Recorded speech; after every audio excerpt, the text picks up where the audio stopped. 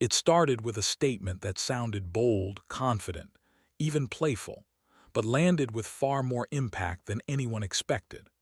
When E.J. Johnson spoke about his presence, his style, and how he often feels like he stands out more than anyone else in the room, it didn't take long for that moment to escape its original context. At first, it was just another celebrity interview clip. Then it became something else entirely. Within hours, that short segment was everywhere. Screenshots spread across platforms. Reaction videos began stacking up. Comment sections filled with strong opinions, and quickly, the audience split into completely different sides. Some people saw confidence, unapologetic self-expression in a world that often tries to limit individuality. Others saw arrogance, arguing that the statement crossed a line into dismissing others. And just like that, a single moment turned into a full-blown internet storm. But what made this situation explode wasn't just what was said, it was who said it. E.J. Johnson has lived in the spotlight for most of his life, not only because of his own public presence, but because he is the son of Magic Johnson, one of the most iconic figures in sports history. That connection has always meant that attention around him operates on a different level. From a young age, EJ wasn't just observed, he was analyzed. Every appearance, every outfit, every public moment became part of a larger conversation about identity, expression, and expectation. Over time, he built a public image that refused to fit into traditional boxes. His fashion choices, his confidence, and his unapologetic personality made him stand out in ways that both inspired and divided audiences. For some, he represents freedom of expression. For others, he represents something more complicated. And that divide is exactly what fuels moments like this. Because when the clip resurfaced, it didn't land in a neutral space. It landed in an environment already filled with strong opinions, cultural debates, and constant scrutiny of celebrity behavior. Social media didn't just react, it amplified. People weren't just watching the clip, they were interpreting it. Some defended EJ, saying his words were being taken out of context, arguing that confidence shouldn't be mistaken for disrespect. They saw his statement as self-assurance, something many people admire but rarely express openly. Others pushed back hard. They argued that the comment reflected a kind of celebrity privilege, an attitude shaped by fame and status that doesn't always connect with everyday reality. To them, it wasn't just about confidence. It was about how that confidence was expressed. And as always, the truth became secondary to the reaction. Then came the turning point. D.L. Hughley entered the conversation. Known for his sharp, unfiltered commentary, D.L. Hughley doesn't avoid controversial topics. He walks directly into them. So when he responded to the situation, people knew it wouldn't be neutral. It would be direct, opinionated, and impossible to ignore. And that's exactly what happened. Instead of calming the situation, his reaction added fuel to the fire. His comments didn't just focus on EJ. They opened the door to broader discussions about Hollywood culture, identity, influence, and the tension between celebrity lifestyles and public perception. Suddenly, the conversation expanded. This wasn't just about one interview anymore. It became about everything surrounding it. The internet began pulling in additional layers: family dynamics, past interviews, cultural expectations, and even long-running debates about how fame shapes identity. Magic Johnson's name was brought into the conversation, not because he had directly said anything, but because his legacy adds weight to anything involving his family. And that's what made the situation even more volatile. It now sat at the intersection of multiple sensitive topics: fame, identity, generational expectations, and public scrutiny. Each of those topics carries its own emotional weight. Combined, they create a conversation that's almost impossible to control. Then came the next phase, the one where things move from reaction to reinterpretation. Old clips began resurfacing. Past interviews, podcast moments, red carpet appearances, none of them directly connected to the current situation, were suddenly being reposted with captions that made them feel relevant. Context started disappearing, replaced by framing designed to spark emotion. People began connecting dots that may not have been connected at all. And just like that, the narrative grew even bigger. At this stage, the internet wasn't just reacting, it was building a story. Some users began suggesting that EJ's confidence had triggered something deeper within the industry. Others believed the backlash itself was a reflection of broader societal tension around identity and self-expression. And then there were those who felt the entire situation was being exaggerated beyond recognition. Each perspective added another layer. Each layer made the situation more complex. And then came the moment where everything tipped into full chaos. Because once a conversation reaches this scale, it stops being about facts. It becomes about interpretation. People aren't asking what was actually said anymore. They're asking what it means. And meaning is subjective. For some, EJ's words represent empowerment. For others, they represent entitlement. For some, the backlash represents unfair criticism. For others, it represents accountability. All of these interpretations exist at the same time, competing for attention. And none of them fully win. Meanwhile, the digital environment itself plays a major role in accelerating everything. Online platforms are built to reward engagement. The more people react, the more the content spreads. And when a topic involves strong opinions, emotional responses, and high-profile names, it becomes almost impossible to slow down. That's why situations like this escalate so quickly. It only takes a few seconds of video, a few words, a single moment, and suddenly the entire internet is involved. What started as a personal comment becomes a cultural discussion. What started as an interview becomes a battleground of opinions. And what started as a moment becomes a narrative. But here's the deeper reality behind all of it.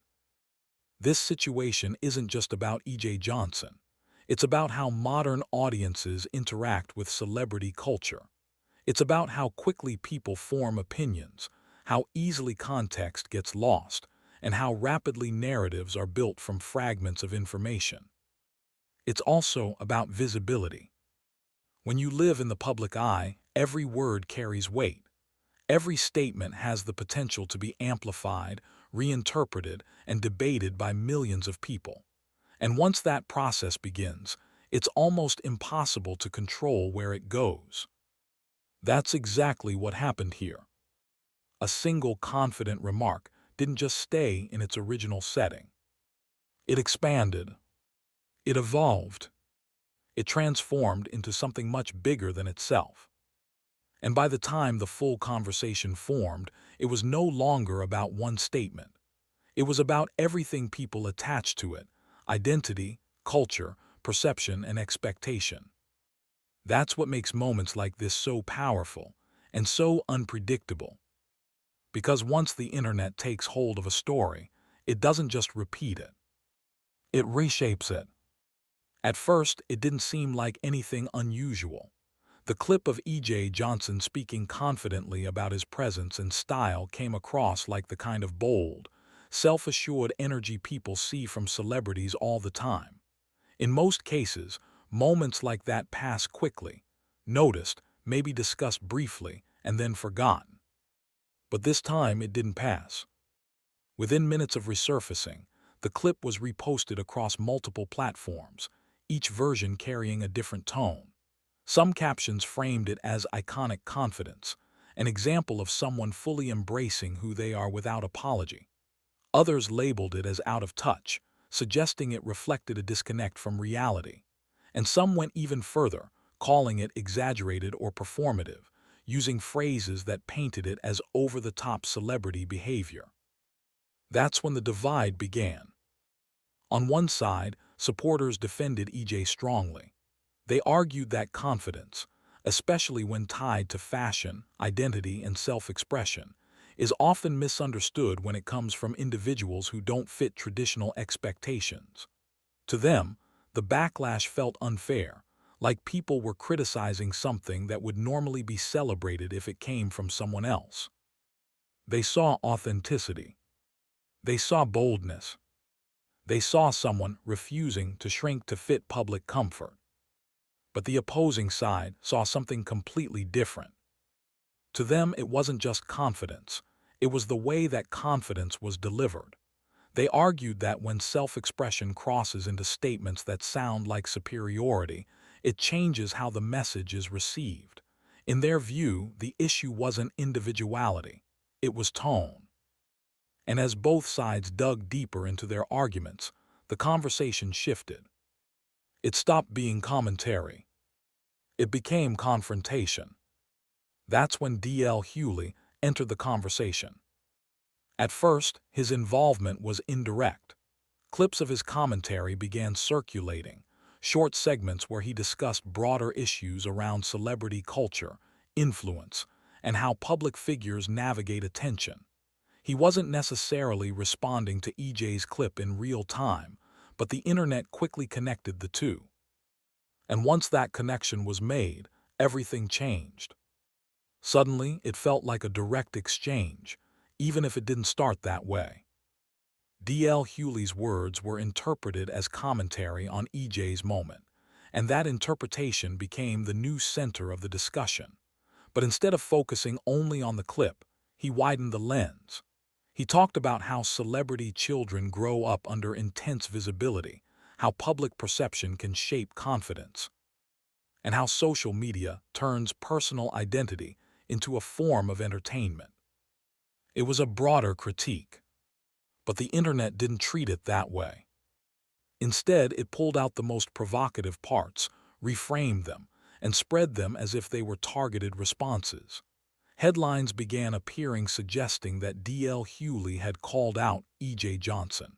Reaction pages amplified the narrative, and within hours it became a trending topic.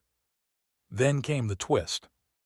Instead of stepping back, D.L. Hughley reportedly addressed the backlash again. This time, the tone felt sharper, more direct, and more controversial. According to circulating clips and second-hand interpretations, he doubled down on his views about celebrity culture and public perception. Even if his intent wasn't personal, the internet had already decided how to frame it. And from that point forward, E.J. Johnson was no longer being discussed as an individual. He became part of something bigger. His comments, his confidence, and his public persona were now being analyzed through the lens of larger cultural debates: fame, privilege, identity, and the expectations placed on people who grow up in the spotlight. Then another layer was added. Old interviews began resurfacing. Past moments of EJ speaking about fashion, attraction, and self-expression were compiled into montage clips. Depending on who posted them, those clips were either used to celebrate his consistency or criticize what some saw as a pattern of provocative statements. Suddenly, the internet wasn't reacting to one moment anymore. It was building a timeline. And that's when the situation took its first major turn. Instead of fading like most viral moments, it evolved. It became a debate about authenticity versus performance in celebrity culture. Was EJ simply expressing confidence in a world that constantly judges appearance? Or had the internet found a moment where that confidence crossed into something more divisive? Both sides had arguments. Neither side backed down. And just when it seemed like the discussion had reached its peak, a new wave of voices entered the conversation. Influencers, podcast clips, and commentary accounts began analyzing E.J. Johnson's entire public presence, not just the viral clip. His fashion choices, interviews, and long-standing persona were dissected in detail. Every element was re-edited and reposted with increasingly dramatic framing. That's when the narrative fully split in two. One side insisted this was overanalysis.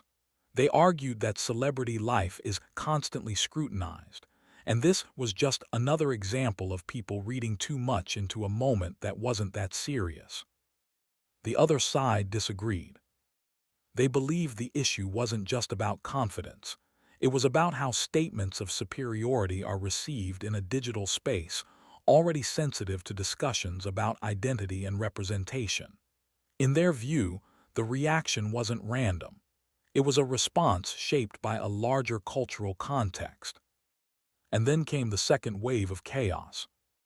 Posts began circulating that claimed to have insider perspectives. These messages suggested that people within entertainment circles were discussing the backlash privately. Some implied concern about how quickly the situation was escalating. Others hinted that the conversation had gone far beyond what anyone expected from a single clip. None of these claims were verified. But that didn't stop them from spreading. Because at this stage, the internet had already entered escalation mode. Speculation replaced confirmation. Emotion replaced context. And engagement became the driving force. Celebrity commentary accounts joined in. Some defended E.J. Johnson, calling the backlash exaggerated and selective. Others criticized the way his comments were framed, arguing that public figures need to be mindful of how their words are interpreted by massive audiences. And then came the most explosive phase, the comparison era. People began linking EJ's situation to broader discussions about celebrity children, identity expression, and public scrutiny. His story became part of a larger pattern, one that the internet has seen many times before. The focus shifted again. Now it wasn't just about what was said. It was about what it represented. And once a conversation reaches that level, it stops being about one person. It becomes something much bigger and much harder to control. Just when it seemed like the internet had already stretched this story as far as it could go, everything shifted again, but not in the way people expected. While social media was still busy arguing over who was right and who was wrong, a quieter, more subtle layer of conversation started to emerge beneath the noise. This second wave didn't arrive as a major headline or a breaking update. Instead, it came in fragments. Short clips began circulating again, but this time they were edited differently. Quotes were pulled out of context and stitched together with commentary that added new meaning. LD reactions were reposted with fresh captions that reframed the tone entirely. And slowly, almost without people realizing it, the narrative started to evolve again. Suddenly, the situation felt more complicated than ever. People began noticing something uncomfortable. The story was no longer about a single viral moment or a single statement. It had transformed into something much bigger, a reflection of how quickly online narratives can spiral beyond control, reshaping themselves with every new interpretation. Right in the middle of this shift, the name of D.L. Hughley resurfaced once again. But this time, it wasn't because of anything new he had said. Instead, older commentary of his began circulating again, and people started listening to it differently. What once sounded like general observations about celebrity culture was now being reinterpreted as part of a deeper conversation about fame, accountability, and how public figures are perceived. His words hadn't changed, but the audience had. And that difference in perception completely altered the impact of what he had originally said. That's when the final twist of this phase hit. Some insiders and commentary accounts began suggesting that the backlash itself had become the real story. Not E.J. Johnson, not D.L. Hughley, not even the original interview clip. The reaction, the way people responded, debated, and amplified the moment, had completely overshadowed everything else. The reaction had swallowed the original moment. At the same time, something else started to change. The tone of fan discussions began shifting in a more reflective direction. Instead of arguing endlessly about who was right or wrong, more people started asking bigger questions. Why do moments like this explode so quickly? Why is confidence sometimes interpreted as arrogance? Why does self-expression turn into controversy the moment it goes viral? And perhaps most importantly, why does the internet consistently take personal comments and turn them into full-scale cultural battlegrounds? These questions didn't provide clear answers, but they changed the energy of the conversation. It became less about picking sides and more about understanding the pattern behind the chaos. But just as things seemed like they might calm down, another layer of uncertainty entered the picture. Some accounts began hinting that more commentary could surface, possibly from people connected to the situation. Nothing confirmed, nothing official, just enough speculation to keep attention alive. It wasn't necessarily about new drama, but about the possibility of new interpretations that could reignite everything all over again. And that's when the situation entered a new phase. It was no longer about what had already happened. It became about anticipation. People weren't waiting for resolution anymore. They were waiting for the next reaction, the next clip, the next perspective that could shift the narrative yet again. The story had turned into an ongoing cycle of interpretation, where each new angle had the power to restart the entire debate. And that's where the real cliffhanger settles in. Because even though the internet keeps moving forward, the central question remains unanswered in the background. Was this ever really about E.J. Johnson at all? Or was he simply the spark that exposed how quickly modern fame can spiral into public chaos? At this point, the situation has become one of the most talked about celebrity debates online, not because of any confirmed facts, but because of how many different perspectives it has created. On one side, there are people who believe EJ was simply expressing confidence and individuality in his own unique way. To them, the backlash feels exaggerated, another example of social media overreacting to something that, in a different context, might have been celebrated. On the other side, there are those who believe that public figures carry a responsibility to be mindful of how their words are received. In a world where millions of people can see and react to a single clip within seconds, even casual statements can take on a much larger meaning. And then there's the role of D.L. Hughley. Was he simply speaking broadly about celebrity culture and public perception? Or did the internet take his words and amplify them into something far more intense than he intended? That question remains just as divided as everything else in this story. Because ultimately, this isn't just about one interview or one reaction. It's about how modern internet culture works.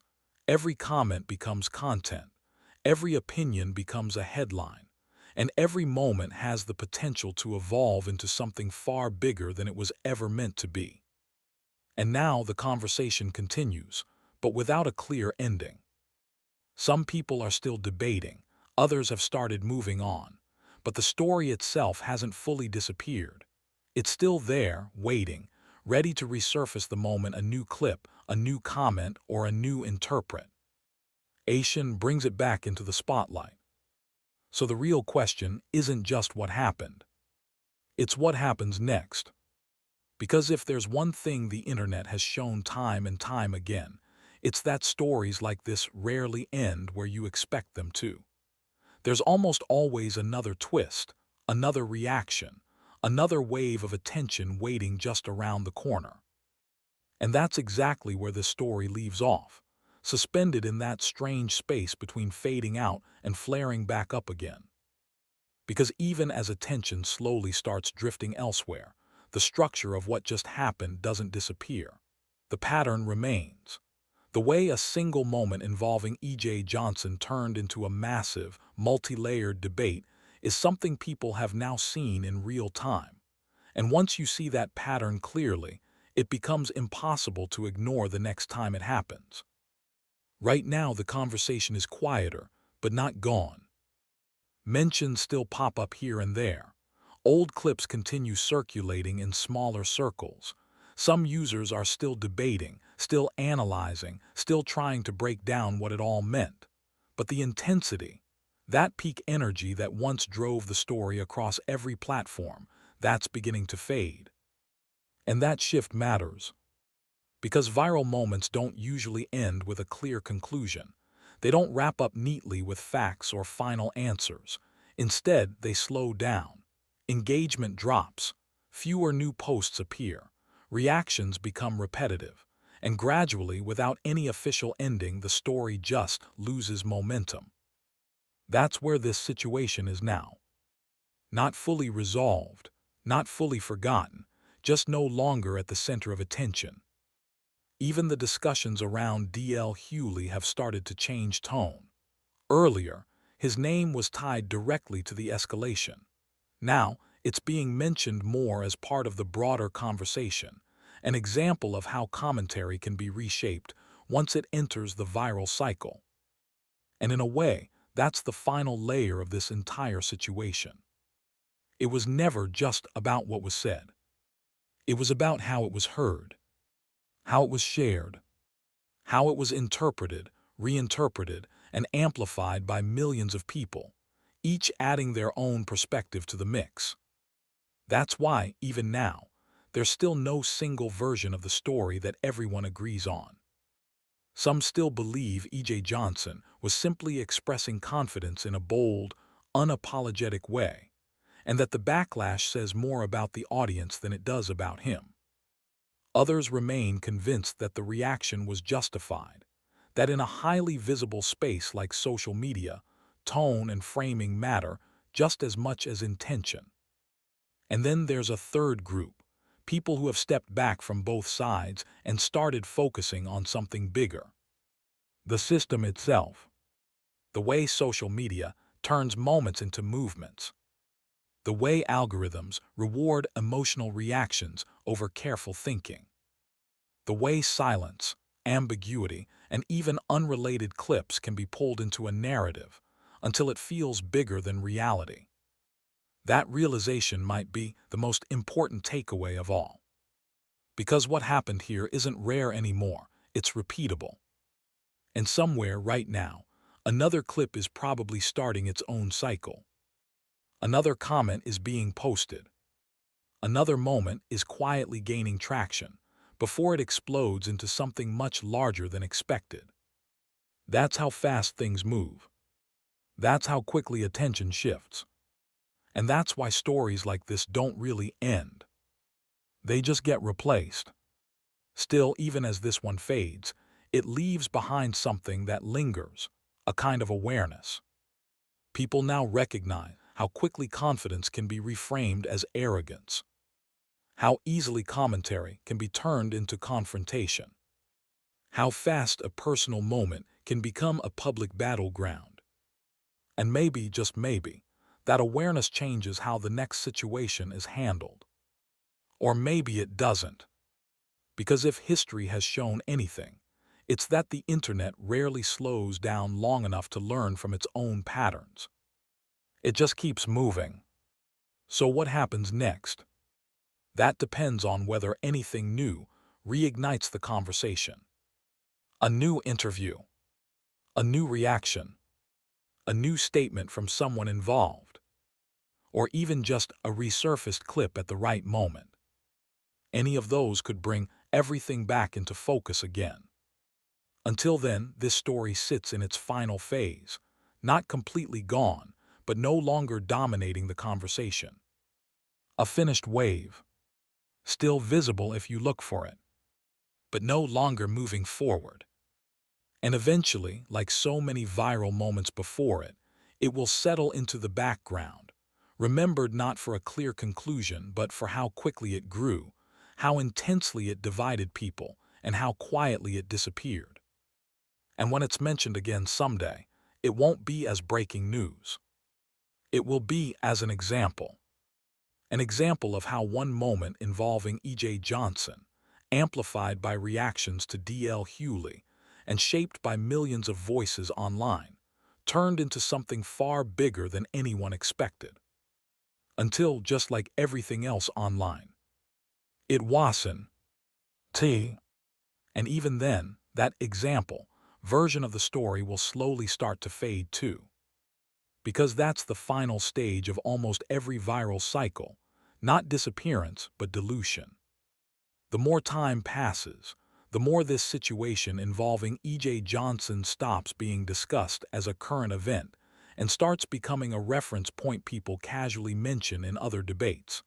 Not because it's trending, but because it once was. A shorthand example of how quickly perception can shift online. A reminder of how fast confidence can be reframed depending on who is watching. And a case study in how reaction can sometimes become louder than the original moment itself. Meanwhile, the involvement of D.L. Hughley also shifts in meaning over time. What once felt like a central spark in the escalation begins to look more like one piece of a much larger puzzle, one voice among many that got absorbed into a fast-moving digital wave. Not the cause of everything, not the center of everything, but part of the ecosystem that allowed everything to grow. And that's the key takeaway people slowly start realizing once the noise dies down. The story was never contained to two people. It was shaped by thousands of reactions happening at the same time, each one adding heat, interpretation, and emotional weight until the original clip barely resembled what it started as. That's why, in hindsight, people begin describing it differently. Not as a drama, not even as a controversy, but as a cycle, a pattern, a repeatable process where something small gets amplified, stretched, debated, reframed, and eventually exhausted. And once that understanding settles in, the emotional intensity of the moment starts to dissolve. The arguments don't feel as urgent anymore. The debates don't feel as personal. Even the most heated comment threads begin to look like echoes of a conversation that already peaked somewhere in the past. Still, traces remain. A repost here, an old clip there, a random comment referencing it under a completely unrelated post. That's how viral culture truly ends, not with silence but with leftovers. Fragments of attention scattered across the internet, slowly losing relevance as new stories take over. And somewhere in that transition, something important happens without anyone announcing it. People move on.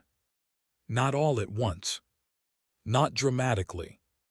Just gradually, quietly, one feed refresh at a time. Until one day, the conversation that once felt unavoidable becomes something you have to actively search for just to remember it existed. And even then, it feels smaller than it did in the moment.